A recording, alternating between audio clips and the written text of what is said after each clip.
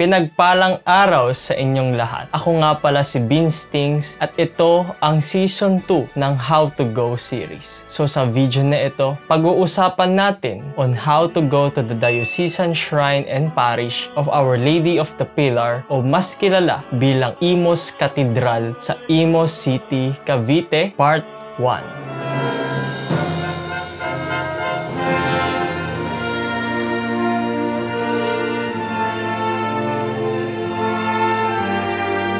Maraming salamat sa pag-click nyo sa video na ito. Sa video na ito, tutulungan ko kayong mga relihiyoso, mga relihiyosa at yung mga mahihilig mag-pilgrimage kung paano makapunta sa simbahan ng Imus Cathedral. Dahil taga-South tayo, sa South tayo magsisimula. Pero ang travel guide na ito ay most likely ay para sa mga taga-South lang or yung mga malalapit sa mga mababanggit kong mga lugar. Pero pwede mo pa ring sundan ang travel direction na ito kapag meron kayong alam kung paano makapunta sa mga mababanggit kong lugar. Kaya muli, ang travel guide na ito ay most likely para sa mga taga-South, pero kapag alam mo kung paano makapunta sa mga mababanggit kong lugar, gayon na lang ang pwede nyong gawin. Paalala ko lang, commute lang ang ating gagamitin at hindi tayo gagamit ng mga private vehicle. Public transportation ang ating mode of transportation. Para sa ganoon, lahat ng mga deboto ay maaaring makapunta sa Imus Cathedral.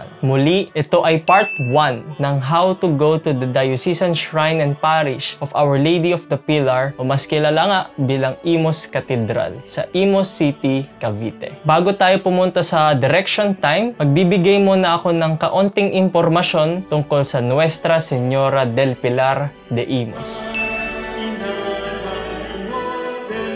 Ang kapistahan ng Nuestra Señora del Pilar de Imus ay gunugunita tuwing Oktubre 12 o sa Ingles, October 12. Ang October 12 ay ang liturgical feast ng Nuestra Señora del Pilar. However, the celebration lasted for 2 days because the fiesta celebration began with the Caracol on the Bisperas of the fiesta, October 11. Ang lalawigan ng Cavite ay kilala sa Caracol dahil yan kay Nana Denang o si Santa Maria Magdalena. Kaya kapag narinig mo na ang Caracol, Cavite na kaagad ang maiisip ninyo. Ngayon sa Imus Cavite, October 11 ang Caracol ng bayan nila. Kaya kapag gusto mo mag-Caracol kasama ang iba't ibang mamamayan at deboto ng Nuestra Señora del Pilar de Imus, October 12 ka pumunta. Pagkatapos, attend ka rin ng Misa Concelebrada tuwing October 12. In the Caracol, the Virgin is carried in a flower-decked andas and being danced around Imus with much rejoicing, and on the day of the feast day, the solemn procession took place. At syempre sa kapistahan ng Nuestra Señora del Pilar de Imus ay isinasagawa ang solemn procession. October 11, Caracol ng Bayan.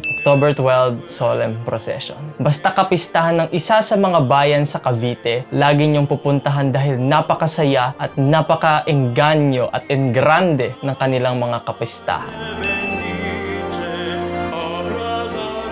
Beanstings, may tanong pala ulit ako. Lagi naman tinatanong ito, pero ang Nuestra Señora del Pilar de Imus ba ay isang pontifically crowned image of Mary dito sa Pilipinas? Ang sagot dyan, yes. Ang Nuestra Señora del Pilar de Imus ay nabigyan ng pontifical coronation noong December 3, year 2012. The canonical coronation was carried out on December 3, 2012 in Imus Cathedral by Luis Antonio Cardinal Tagle in celebration of the Golden Jubilee of the Diocese. It was originally scheduled for November 26, but the elevation of Archbishop Tagle into Cardinal by Pope Benedict XVI necessitated the move. Kilala nga si Cardinal Tagle bilang deboto ng Nuestra Señora del Pilar de Imus. Kaya masaya ang kanyang koronasyon dahil bilang obispo ng Diocese ng Imus noon, ang una niyang kanyang mabibigyan ng pontifical coronation bilang obispo ng Imos at bilang kardinal ay Nuestra Señora del Pilar. With the miracles of Nana Pilar that she performed to her devotees, Pope Benedict XVI granted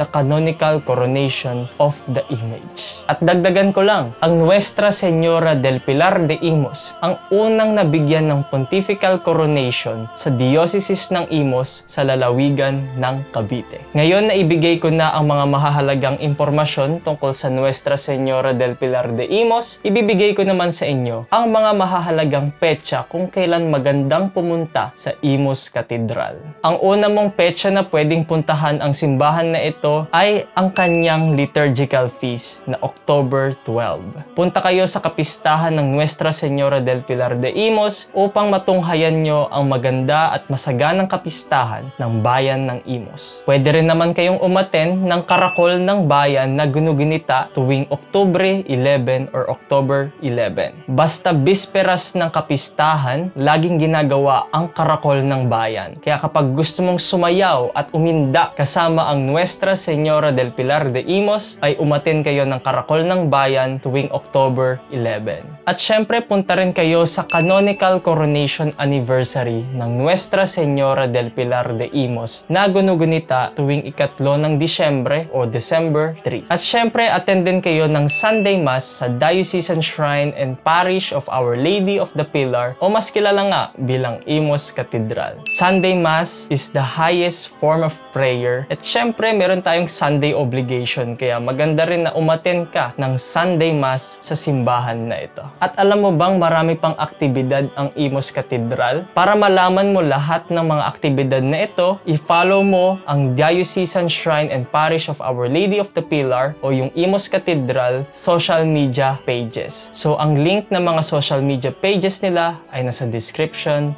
below. Ngayon, tapos ko nang ibahagi sa inyo ang mga mahahalagang impormasyon. Ngayon, pumunta naman tayo sa direction time. Dahil taga-South tayo, sa South tayo magsisimula. Ang una mong gagawin ay sumakay ng jeep na biyaheng South Station. Kapag ang karatula ng jeep ay nakasulat South Station, ay sakyan mo na ang jeep na ito. May mga biyaheng Susana Heights na hanggang South Station. Basta may nakasulat na South Station sa kanilang karatula, ay sakyan mo na ang jeep na ito. Ang pamasahe ng jeep mula Pasita hanggang South Station ay 20 pesos. Kapag dumating na ang jeep sa South Station, ay bumaba ka na ng jeep. Kahit sa palengke ng Alabang, pwede ka na ring bumaba. Basta lakarin mo na lang papuntang South Station. Ngayon, kapag sa palengke ng Alabang ka bumaba, ay lakarin mo papunta sa likod ng South Station. Lakarin mo lang ang papunta sa likod ng South Station at meron kang makikitang mga terminal ng yellow cab at ng mga van. So, paalala ko lang sa mga hindi pa masyadong napunta ng South Station, pagpunta mo ng South Station, meron ka nang makikitang mga terminal ng jeep, pero hindi kayo doon sasakay. Maglakad ka pa nga ng kaonte papunta sa likuran ng South Station at meron kang makikitang mga hilera ng van at hilera ng yellow cab. Doon ka pupunta sa area na iyon. Sa terminal na ito kasi, nandito yung van papuntang Lumina o sa Imos, Cavite. At tandaan nyo, malapit lang siya sa yellow cab. Ang yellow cab ay parang jeepney type pero mas maliit. So galing tayong South Station kanina, so dito tayo nang galing. Pagkatapos makikita mo natin yung lugar na ito. Pagkatapos makikita mo yung paradahan ng mga van na ito. Itong mga van na ito ay mga biyaheng pa-Imos, to be exact sa may Lumina. So sakay ka lang ng isa sa mga van na yon.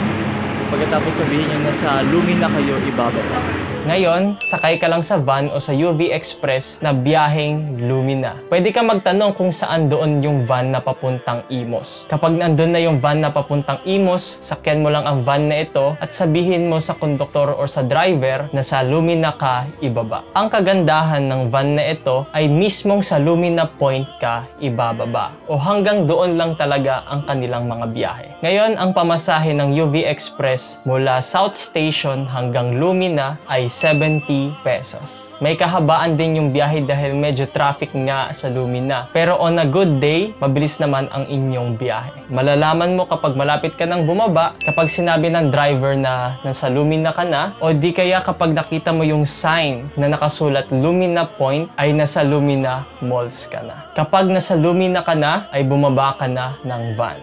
Kababa lang natin ng van, so ito yung sinakyan nating van. Ngayon, ang gagawin naman natin ay maglalakad tayo ng padiretso. Pagkatapos, pagkaliwa po natin, may makikita tayong terminal ng tricycle. Sakyan lang natin yung tricycle na yun at sabihin nyo na sa Del Pilar ng Imus lang kayo ibababa. Pagbaba mo ng van, maglakad ka lang ng diretso at kumaliwa ka sa Nueno Avenue. Dito sa Nueno Avenue o sa kinaliwaan mo, meron kang makikitang Chowking sa kanan. Puntahan mo lang yung Chowking na iyan dahil ang tapat ng Chowking na ito ay terminal ng tricycle. Puntahan mo lang ang terminal ng tricycle na ito, kulay dilaw ang mga tricycle na ito, take note lang. At sabihin mo sa tricycle driver na sa simbahan ka lang pupunta o sa Imus Cathedral ka lang. Ang pamasahe mula Nueno Avenue hanggang Imus Cathedral ay 15 pesos. Ang isa rin sa kagandahan ng biyahe na ito, ang tricycle na ito ay mismong ibababa ka sa harap ng Diocesan Shrine and Parish of Our Lady of the Pilar o ang Imus Cathedral. So ngayon, dito yung lugar kung saan tayo binaba ng tricycle. Ito yung plaza ng Imus, itong nakikita nyo ngayon. Pagkatapos sa binabaan nyo, ay actually nandito na po tayo sa harapan ng Imus Cathedral. Kaya lakad lang po kayo ng diretso at nasa Imus Cathedral ka na. Kaya pagbaba mo ng tricycle, lakarin mo lang ng kaonte at makapupunta ka na sa Diocesan Shrine and Parish of Our Lady of the Pilar o mas kilala bilang Imus Cathedral sa Imus City, Cavite. Ganun lang para makapunta sa Diocesan Shrine and Parish of Our Lady of the Pilar o mas kilala nga bilang Imus Cathedral sa Imus City, Cavite Province.